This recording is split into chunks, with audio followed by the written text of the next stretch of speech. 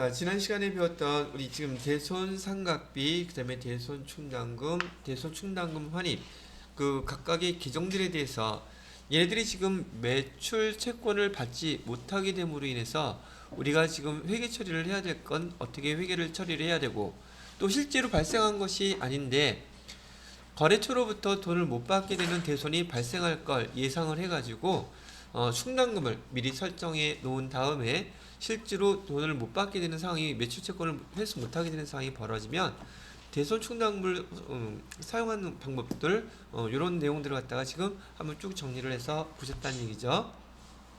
자, 근데 이렇게 지금 대손 충당금들에 대한 그 설정 방법이라든지 사용 방법이라든지 그 용어에 대한 것들 지금 한번 다 설명을 해 드렸는데, 요 다음 단계로 이제 남아 있는 것들이, 그건 대손 충당금을 갖다 못 받게 됐는데 그 다음 절차는 또 어떤 것들이 있느냐 하는 얘기가 된다는 얘기죠. 얘는 지금 빼고서 빼면 안 되나?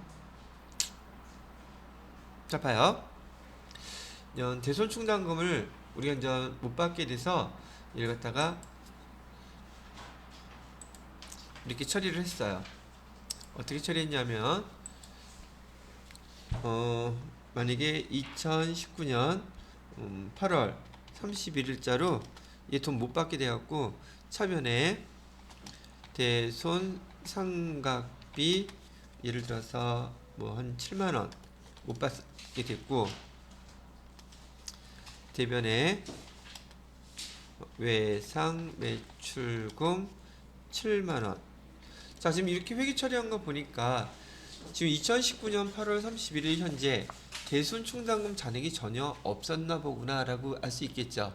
그러니까 대손 충당금을 전혀 사용하지 않고 대손 상각비로 다 처리를 지금 한 상황이 됐다는 얘기죠. 근데 만약에 똑같은 날에 이렇게 회계를 처리했다면요, 차변에 대손상, 이렇게 써야지 보기가 좀 쉽겠죠. 대손 충당금 예를 들어서 5만원 이렇게 쓰고요. 그 다음에 대변에다가 차변에다가 대손 상각비 2만원 이렇게 쓰고 외상매출금은 같다고 치고요. 이렇게 기록을 했다면, 지난번에 그 사용하고 남은 대손 충당금이 5만원 있어서 5만원 먼저 사용하고 그 다음에 2만원 비용으로 처리했구나, 이렇게 생각할 수 있겠죠. 그러면 또 이렇게 할 수도 있겠네요. 이번에 회계 처리된 거 보니까 7만원이란 외상 매출금을 못 받게 된 건 똑같은데 여기 대손 충당금 7만원 이렇게 썼다면 대손 충당금이 외상 매출금 못 받게 된 금액보다 똑같거나 더 많이 있나 보구나. 그러니까 여기 못 받게 된 금액을 다 대손 충당금으로 이렇게 처리를 했구나. 세 가지 경우에 따라서 여러분이 이해를 갖다가 하실 수 있겠다는 얘기죠. 파악하실 수가. 자, 근데요, 지금 여러분이 일상적인 그 일반적인 상식으로 회사가 파산을 해서 돈을 갖다가 갚을 수가 없고 회사가 망했어요.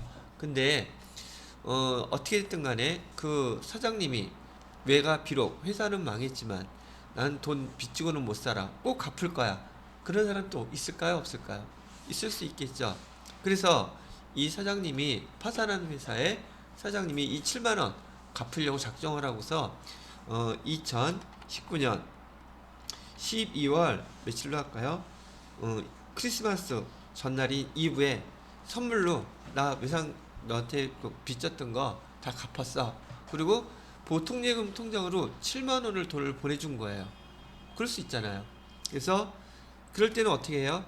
차변에 우리는 돈 못 받게 된다고 지금 생각을 해가지고 얘를 외상매출금, 저기 보시는 것처럼 다 저기 처리해버렸죠. 외상매출금 없애버렸죠. 근데 보통예금으로 그 거래처 사장님이 7만원을 떡하니 이렇게 보내놨네. 돈 들어와서 보통예금에 7만원 이렇게 하는 건 알겠는데, 그 다음에 대변에 뭐라고 써야지, 이제 이게 헷갈리는 거예요. 왜? 안 배웠으니까. 대변에다가는 그럼 뭐라고 써야 돼요? 내용은 간단해요. 2019년 같은 해에 대손 처리를 했는데, 같은 해에 돈이 이렇게 저기 들어왔다면, 회수가 됐다면 앞에서 처리한 거하고 똑같은 계정으로 처리해서 없애주셔야 돼요. 예를 들어서 대손상각비로만 다 처리를 했었다면 대손상각비 7만원 이렇게 처리해 주셔야 되고, 만약에 대손상각비가 아니라 대손충당금과 대손상각비로 처리했다면 똑같은 방법으로 대손충당금 5만원, 그 다음에 대손상각비 2만원 이렇게 해서 처리했다면 똑같이 이렇게 없애주고, 마지막으로 대손충당금이 충분해서 다 대손충당금으로 처리했었다, 대손충당금으로 처리를 했었다면 외상물질을 못 받는다고 대손충당금으로 똑같이 이렇게 처리를 해 주셔야 됩니다. 왜 이렇게 하느냐고요? 이것 때문에 그래요. 지금 얘는 대손충당금, 대손을 갖다가 못 받게 된다고 했었을 때, 여기 보시는 것처럼 지금 8월 31일 날 외상매출금 못 받는다고 대손 처리를 했는데 이 처리한 방법이 지금 세 가지란 말이에요. 대손상급비, 즉 대손충당금이 없을 때는 이렇게 처리할 수도 있고, 대손충당금이 일부밖에 없었을 때는 나머지는 대손상각비 처리해서 이렇게 처리할 수도 있고, 그 다음에 대손충당금이 충분했다면 이렇게 처리할 수도 있었겠죠. 그죠? 이게 어떻게 처리를 했던 간에 같은 해에 이렇게 돈이 다시 회수가 됐어요. 우리가 대손 처리했던 금액이 이렇게 회수가 됐다면 대변에 없애주는 것도 똑같이 처리한 방법으로 없애주란 얘기예요. 대손상각비로 처리했으면 대손상각비로, 대손충당금 대손상각비로 처리했으면 대손충당금 대손상각비, 대손충당금으로만 설치했다면 이렇게. 그래야지만이 같은 해에 외상매출금을 대손상각비 처리했던 걸 이렇게 없애주게 되면, 지금 그 다음에 대손충당금은 대손충당금 상각비로 이렇게, 그 다음에 대손충당금만 남았으면 이렇게. 그래야지 우리의 목적은 뭐냐 하면 지금 앞에서 했던 거 똑같이 이렇게 해서 다 없애버린다는 뜻이에요. 똑같은 방법으로 기정을 똑같은 방법으로 이렇게 없애버려야지만이 결과론적으로 같은 해, 월은 다르지만 남아있는 계정이 이렇게만 남아있게 되겠죠. 이 외상매출금이 결과론적으로 뭐로 회수가 됐다는 뜻이에요? 보통 예금으로 회수됐다는 뜻이 될 테니까, 이거는 지금 회수가 되더라도 같은 해에 대손 처리하고 같은 해에 회수가 됐다면 앞에서 대손 처리한 계정 똑같은 것으로 상계 처리해서 없애 주어야 된다는 얘기죠. 이걸 우리는 뭐라고 부르냐고요? 예, 상계 처리라고 불러요. 상계 처리. 상계 처리는 상대편 반대 기형으로 보내서 증가 감소를 갖다가 없애버린다는 뜻이에요. 서로 맞습니다. 자, 이렇게 된 것은 실무에서는 이렇게 벌어지는 경우도 있긴 하지만 되게 극소수예요. 야, 회사 망했는데 거래처 찾아다니면서 내가 빚진 거 갚으려는 사람 얼마나 되겠어요? 그죠? 근데 연예인 중에 이상민이라는 친구 그렇게 했더라고요. 더 잘 나가죠 요즘. 제2의 전성기가 되는 것처럼. 사람이 마음 씀씀이가 고와서 그러나? 여하튼 간에 사람들이 이렇게 봐주는 것 같아요. 근데 있잖아요, 지금 여기 2019년도에 이렇게 회수가 된 경우에는 이렇게 처리를 할 수 있지만, 또 같은 해가 아니라 시간이 좀 걸리더라도 나는 꼭 갚을 거야, 그렇게 작정을 하고 이 사장님이 2019년도에는 파산을 해서 이때는 못했지만 2020년도 12월 5일에 보통예금으로 똑같이 돈을 보내왔어요. 차변에 보통예금 7만원 이렇게 보냈단 말이죠. 그럼 이랬을 때는 우리 뭐라고 처리를 해요? 이때는 지금 전년도에 외상매출금을 갖다 못 받게 됐다고 대손 처리한 게 어떤 방법을 썼더라도 걔는 이유 불문, 걔는 따지지 않아요. 전년도에 대손 처리했던 금액이 이렇게 올해 돈으로 입금됐다면 계정 전년도에 어떤 방법을 썼던지 간에 다 무시하고 무조건 대손 충당금으로 올해 사용합니다. 대손 뭐라고 쓰라고요? 충당금으로만 쓰셔야 돼요. 다른 거 쓰면 안 돼요. 대손 충당금으로만 올해 충당금으로서 그냥 사용하고 뭐 남으면 연말에 환입시키면 되니까 올해 이렇게 대손 충당금으로만 쓰세요. 그러면 이 표현을 갖다 우리는 주로 이렇게 쓰는 거죠. 전기에 이 표현을 갖다 뭐라고 하느냐고요? 전기면 2009년도가 2019년도를 얘기하는 거예요. 2019년도에 대손 처리 했던 대손 처리했던 그 외상 매출금이 올해 단기에 회수가 됐다면 우리 무조건 어떤 계정으로 써라? 대손 충당금으로 써라. 그죠? 전기에 대손 처리됐던 거 회계 처리 어떻게 했던 건지 그런 거 묻지 않아요. 무조건 올해 대손 충당금으로만 써라. 근데 같은 해 벌어졌을 때는 똑같은 것으로 없애줘라. 상기 처리해서 없애주라고 얘기하는 게 이게 여기에서 남은 것 중에 하나 설명해 드리는 거고요. 예, 시험 문제는 얘가 잘 나와요. 보통 단기 같은 해에 돈 회수되기란 쉽지가 않아요. 그래서 시험 문제의 포인트는 얘랍니다. 전기에 대손 처리됐던 거 올해 회수가 됐다면 계정은 뭘로 처리해라? 대손 충당금으로 처리해라. 자, 여기까지가 대손 충당금에 대한 설명이었고요. 이번에는 그 대손 충당금을 아까 설정하는 방법, 여기 FAT에는 이런 용어가 나와 있고 실무에서도 대부분의 그 규모가 있는 기업들은 이런 방법을 사용하니까 그 대손 충당금 설정하는 방법 비교해서 좀 설명을 해드리도록 할게요. 자, 얘는 지울 거예요.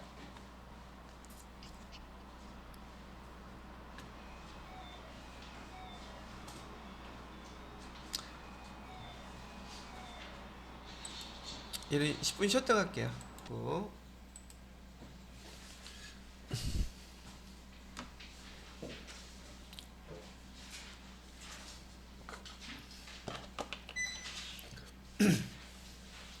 여러분이 지금 우리가 수업을 하고 있지만은 이 내용은 지금 연수과정이라고 생각하시라고 제가 얘기를 해드렸고요.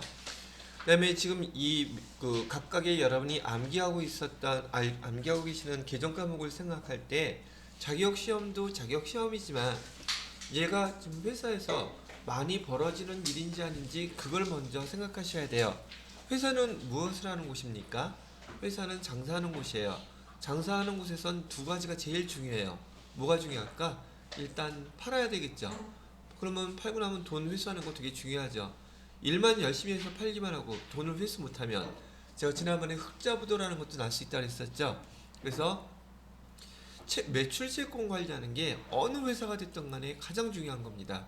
그렇다면 그런 매출 채권을 관리하는 거에 대한 그런 기록을 갖다가 담당하고 있는 여러분들이 그 기록은 너무나 많은 상황에서 벌어질 일이기 때문에 거기 다 할 줄 아셔야 되겠죠. 자격시험에서는요, 당연히 그걸 할 줄 아는지 모르는지 필히 내겠죠. 그죠? 왜? 회사에서 그렇게 많이 발생하는 일들이기 때문에. 지금 이 매출 채권에 관련된 것들은 지금 여러분들이 우리 회사의 상품이나 제품을 팔고 그것과 관련된 일들이 벌어졌을 때, 특히 채권과 관련돼서 벌어진 일들을 회계 처리하는 걸 지금 배우고 계시는 거고, 많은 회사들에선 지금 배우시는 것들만 할 줄 알게 되면은 어지간한 건 다 처리할 수 있어요. 아시겠죠? 그래서 매출 여러분이 담당을 하시게 된다 해도 전혀 쫄 것 없다라는 얘기예요. 자, 지금 제가 설명해드릴 이 파트가 마지막 파트가 되는데, 매출 채권과 관련돼서는요, 조금 전에 제가 뭘 설명해 드렸었냐면 매출 채권 잔액에 대해서 대손 충당금 설정하는 걸 설명을 해 드렸어요. 이렇게 해 드렸죠. 매출 채권 잔액에 대해서 그 대손 충당금을 설정하는 방법을 갖다가 매출 채권 잔액법이라고 불러요. 잔액 갖고 하겠다는 뜻이에요. 그래서 조금 전에 1000만원 12월 31일 날로 할까? 또 매출 채권 잔액이라는 얘기는 12월 31일 날 시점에서 그 잔액이 1000만원이 이렇게 있다고 얘기를 하고요. 그 다음에 대손 추정률, 대손 추정률은 회계 책임자가 할 수 있다고 했었죠. 그래서 1%라고 추정을 했다고 치고, 그러면 우리가 대손충당금 내년에 사용할 수 있는 거 10만 원 이렇게 할 수 있다 그랬었잖아요. 자, 요것도 여러분은 전 세무 1급까지 공부하셔야 될 분들이니까 제가 이 1%의 의미가 뭔지도 설명해 드릴게요. 여기서는 얘기하는 1%라고 얘기하는 것은 지금 우리 매출채권 잔액에 대해서 내년에 돈 못 받게 되는 어떤 경험치적인 숫자를 갖다가 여기다 쓰는 게 원래 의미예요. 근데 많은 회사들에서는 얘를 갖다가 그냥 1%로 그냥 적용해서 쓰더란 말이죠. 왜 그러냐 그랬더니 경제적인 상황에 따라서는 거래처들이 화살을 많이 하게 되면 우리가 돈을 못 받게 될 확률이 더 높아지겠죠. 그죠? 지금 이 코로나 사태 같은 이런 케이스예요. 그렇다면 회계 책임자가 지금 우리가 뭐 매출 채권 1,000만 원 있는데 내년에는 10만 원이 아니라 한 50만 원 정도 못 받을 것 같아. 그러면 우리 이번 결산할 때 이 대손충당금 그 추정률을 갖다가 1%가 아니라 5%로 하자라고 할 수 있다는 얘기예요. 그런데 세법에서 번 돈에 대해서 세금을 낼 때 비용 처리하는 거 있잖아요. 법인세법이라는 그 세법에서 법인세법에서 우리가 아무리 실제적으로 6%, 7% 그렇게 예상을 했다 할지라도 비용으로 인정해주는 이 대손충당금의 설정 금액을 대손상각비죠. 이 금액을 1%밖에 인정을 안 해줘요. 그러면 세무조정을 하지 않기 위해서 그냥 법인세법하고 똑같이 그냥 1%로 적용하는 것 뿐이지 기업회계 기준에서는 얘가 실제에 맞게끔 얼마든지 그 대손충당금으로 설정을 할 수 있게끔 되어 있다. 그래서 근데 왜 1%를 사용하느냐? 법인세법에 맞춰서 대부분의 기업 회계 담당자들이 세무 담당자들이 이렇게 적용을 하더라. 관행상. 아시겠죠? 자, 그래서 10만 원 이렇게 해서 작성하면은 이에 대해서 회계 처리한 거 아까 어떻게 회계 처리했죠? 다시 한번 해드릴게요. 차변에 대손 상각비라고 처리한다 그랬었어요. 지금 대손 충당금이 전혀 없었다는 가정을 해서 그냥 처리해버리는 거예요. 대변에 대손 충당금 해서 10만원 이렇게 처리해 주시면 돼요. 근데 이거는 매년 12월 31일마다 반복적으로 꾸준히 하는 거예요. 매년 안 하는 해 없어요. 자, 그래서 이게 12월 31일 날 이렇게 벌어지는 일들은 지난번에 제가 잠깐 우리 결산할 때 설명해 드렸던 기말 정리사항 또는 결산 수정 분계라 해서 시험 문제에 안 나올래야 안 나올 수가 없는 문제죠. 실무에서도 그렇고요. 그래서 얘를 뭐라고 부른다? 기말 정리사항이라고도 부르고요. 다른 말로 결산 수정 분계라는 용어로 사용하면 아 이거구나 라고 알아들으시면 돼요. 근데 우리 자격시험에서는요 얘가 파트 이름이 결산이라는 파트에 얘가 이렇게 분계하라고 나오게 됩니다. 시험 문제 그 나중에 푸시게 될 때 그때 또 설명은 해드릴게요. 자, 근데 대손충당금을 매출채권 잔액에 대해서 그냥 1%면 1%, 5%면 5% 이렇게 예상을 해서 이렇게 대손충당금을 설정하는 방법이 있는가 하면 또 하나의 방법이 더 있더래요. 걔를 갖다 우리는 뭐라고 부르냐면 연령분석법이라고 부르는데요. 연령분석법. 연령분석법은 나이를 갖다 분석한다는 뜻이에요? 예, 그렇네요. 연령이라는 게 그 매출 채권에 대해서 나이를 분석하는 거예요. 그러면 여러분들이 한번 상식적으로 판단하시기에 어떤 게 더 일리가 있는지 더 추정을 정확하게 할 수 있는 것인지 비교를 한번 해봐 주세요. 자, 우선 우리가 상품을 팔았는데 보통 상품을 팔게 되면 그 대금은 30일 이내 보통 회수하는 게 보편적이라고 제가 얘기해 드렸었죠. 상거래상. 자, 그래서 1일에서 30일, 즉 우리 상품을 팔고 나서 돈을 매출 채권을 아직 회수하지 못한 날짜를 갖다가 이렇게 구분한다는 얘기죠. 이번에는 31일부터 60일. 자, 그 다음에는 61일부터 90일. 그 다음에는 91일부터 뭐 그 이후 그렇게 하게 되면 여기 이제 합계 금액이 나오겠죠. 그 다음에 추정하는 대손율 얼마로 하면 되겠다. 이렇게 쓰게 될 거예요. 그럼 얘도 참 친절해졌어 제가. 이렇게까지 다 해드리고.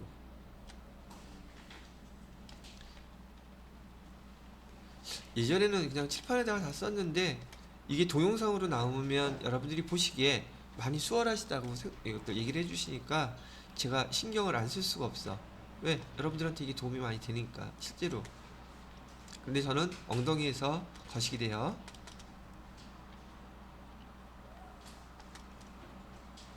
자, 이렇게 해놓고요.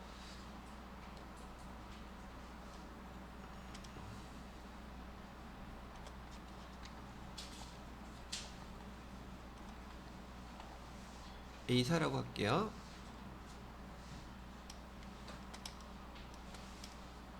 얘는 B사.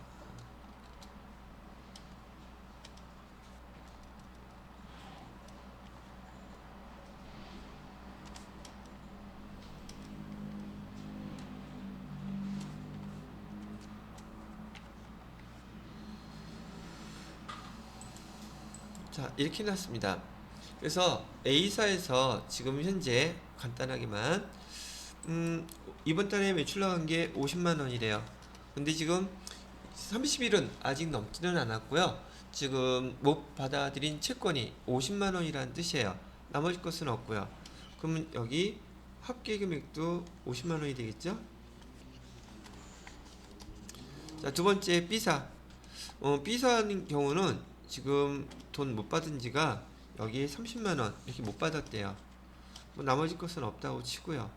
그러면 합계 금액은 여기 30만 원 이렇게 되겠죠? 그다음에 C사.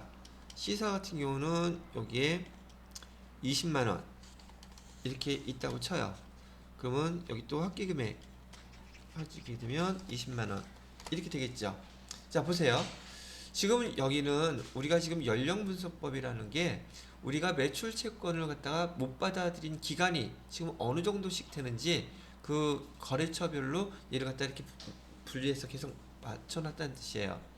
자, 그러면 우리가 아까 일반적인 상거래에서 매출을 하게 되면 한 달 이내 보편적으로 회수할 수 있다고 했죠.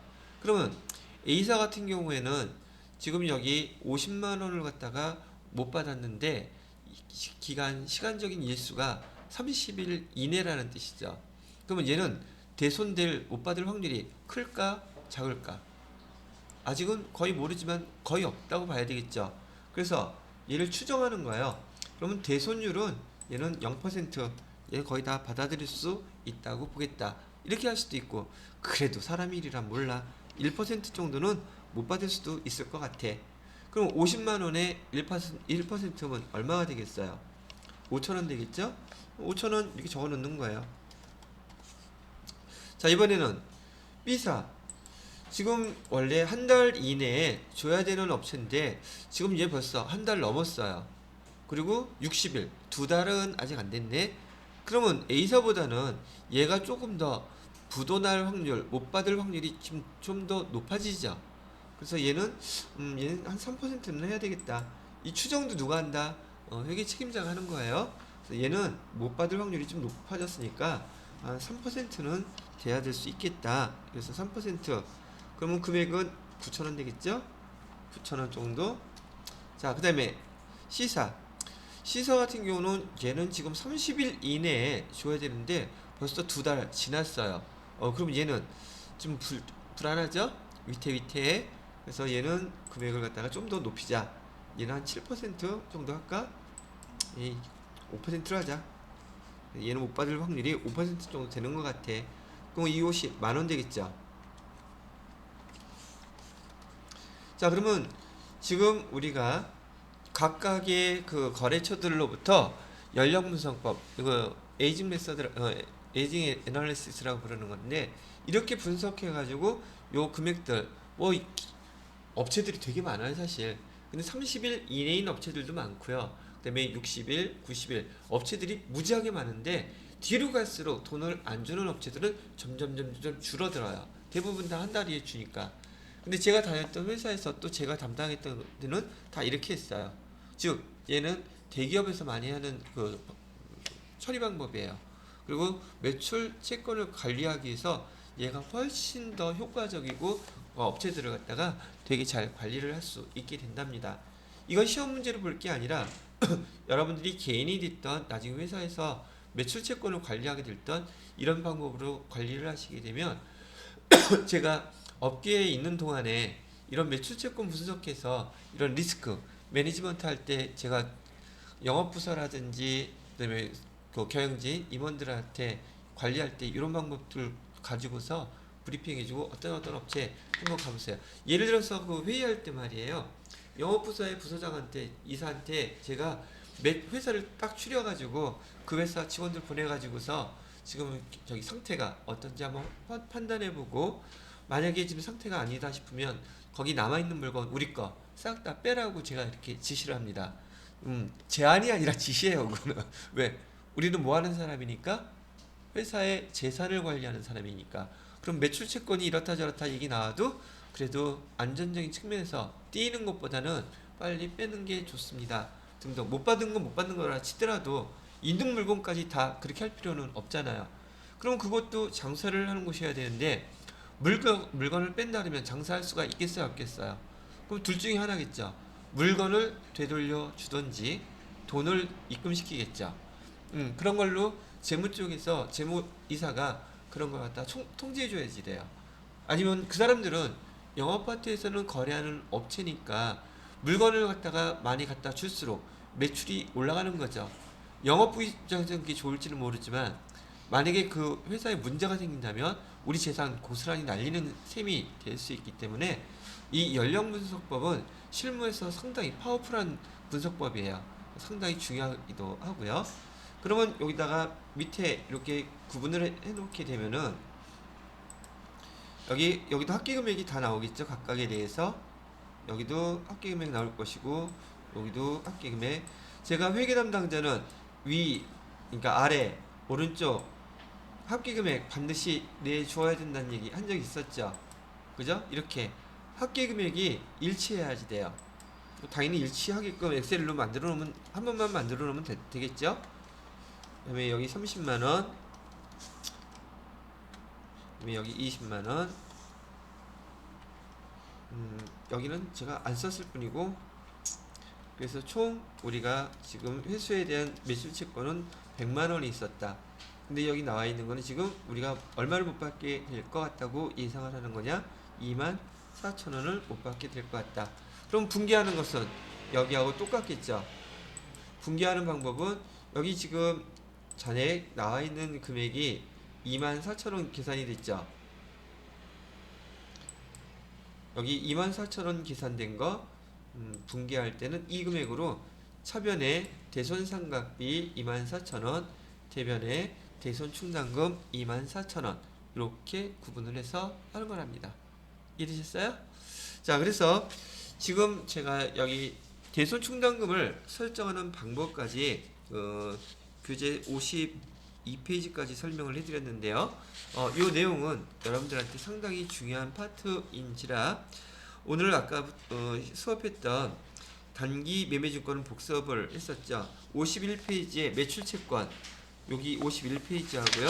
다음에 52페이지에 보시게 되면 거기 연령분석법 즉 밑에 그 기타 책 당좌자산 전까지 거기 표까지 해서요. 기말, 대손, 대손금 회수 여기까지 지금 천천히 정독해서 읽어보세요. 그리고 거기 설명되어 있는 분기의 내용들 보고 내용 보고 이해가 되는지 안 되는지 비교를 지금 해 보시라고 얘기해 드리는 겁니다. 시간은 한 10분 정도 15분 정도 드릴게요. 지금부터 천천히 읽어 보시라고요. 자, 여기 설명은 요거 지우겠습니다. 사진 찍어 놓고 있으면 찍어 놓으시고 나중에 동영상으로 보실 분들은 동영상으로 보셔도 되고요.